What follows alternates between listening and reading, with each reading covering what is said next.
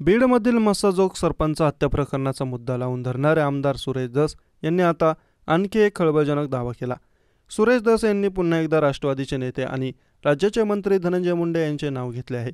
पाकिस्तानमधून होणाऱ्या तस्करीचे परळी कनेक्शन असल्याचं त्यांनी म्हटलं।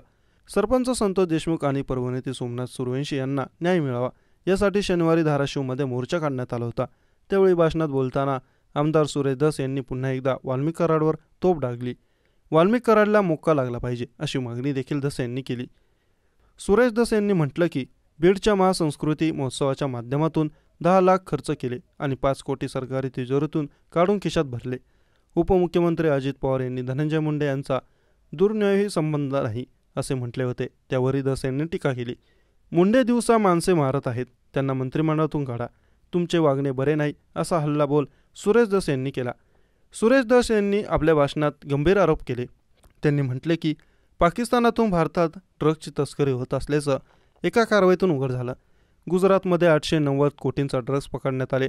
या ड्रग्ज तस्करी प्रकरणातील आरोपी कृष्णा सानप आणि दत्ता आंधळे हे दोघी वर्षभरापासून जेलमध्ये आहेत। या आरोपींचे मंत्री धनंजय मुंडे यांच्यासोबत फोटो आहेत। मुंडे हेच मेन आका असल्याचा दावा आमदार सुरेश धस यांनी मोर्चात केला। संतोष देशमुख हत्या प्रकरणात आतापर्यंत 7 जणांना अटक करण्यात आली आहे, तर कृष्णा आंधळे हा आरोपी अजूनही फरार आहे। त्याच्या शोधासाठी सीआयडीने आपली पथके रवाना केली। तर संतोष देशमुख हत्या प्रकरणाशी संबंधित असलेल्या खंडणी प्रकरणात वाल्मिक कराडला अटक करण्यात आली आहे।